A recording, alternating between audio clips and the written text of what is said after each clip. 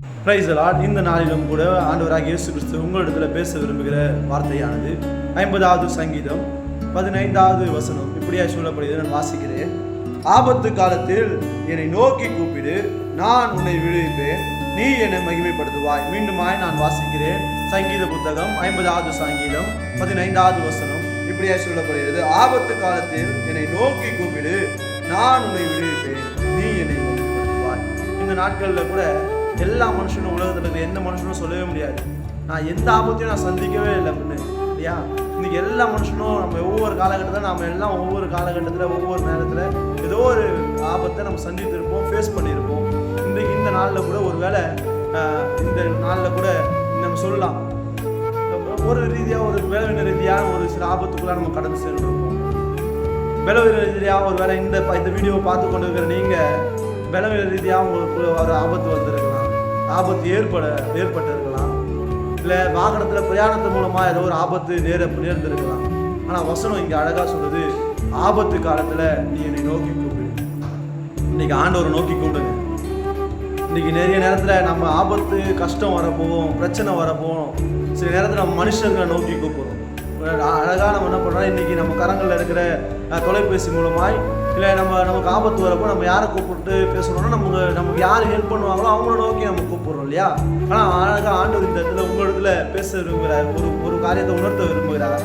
நம்ம இன்னைக்கு நிறைய நேரத்தில் நம்ம மனிதர்களை நம்பி ஏமாந்து போயிருக்கோம். ஆனால் இங்கே ஆண்டவர் சொல்கிறாரு, ஆபத்து காலத்தில் நீங்கள் நோக்கி கூப்பிடலாம், நான் உங்களை விடுவிக்கிறேன், நீ என்னை மகிமைப்படுத்து. இன்னைக்கு அவர் உங்களை விடுவிக்கிறவராக இருக்கிறார். எப்போ விடுவிப்பார்னா, உங்கள் பிரச்சனைகள்லேருந்து விடுதலை வேணுமா, உங்கள் காரியங்கள்லேருந்து உங்கள் போராட்டத்திலேருந்து விடுதலை வேணுமா, இது ஒருவேளை உங்கள் குடும்பத்தில் சமாதானமே இல்லையா, உங்கள் குடும்பத்தில் சமாதானம் உண்டாகணுமா, ஒருவேளை வாழ்க்கை ஃபுல்லாக எனக்கு போராட்டமாகவே இருக்குது பிரதர், அது எப்படி மாறணும், எப்படி அதை மாறும் அப்படின்னு சொல்கிறீங்களா? இன்றைக்கி ஆண்டவர்களை நீங்கள் அவரை நோக்கி கூப்பிடுங்க.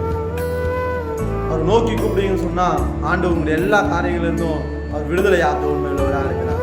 இந்த வசனத்தில் அப்படி தான் சொல்கிறார், ஆபத்து காலத்தில் நீ என்னை நோக்கி கூப்பிடு, நான் உன்னை விடுவிப்பேன், நீ என்னை மகிமைப்படுத்துவாய்.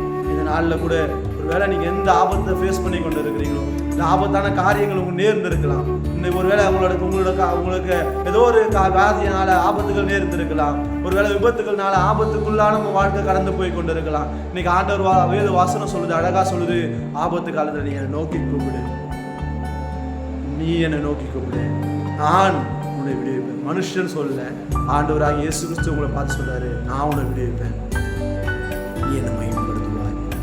இந்த நாளில் கூட அதுதாங்க நம்ம நோக்கி கூப்பிடணுங்க.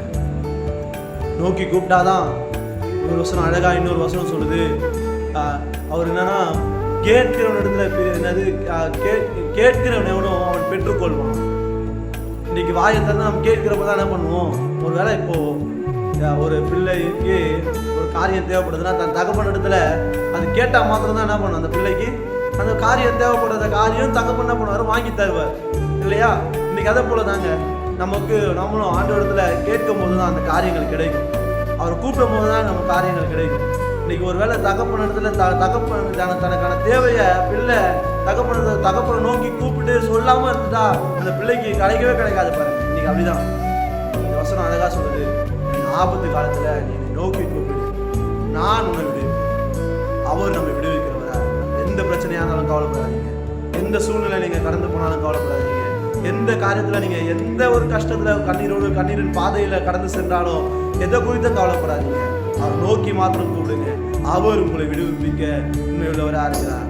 இந்த நாளிலும் கூட அவர் நோக்கி கூப்பிடுங்க, அவரே உங்களை நடத்த நித்தமாய் தாங்கி வழி நடத்த உண்மையுள்ளவராக இருக்கிறார். தேவன் தாமே உங்களையும் உங்களுடைய ஆசீர்வதிப்பாராக. God bless you. Amen.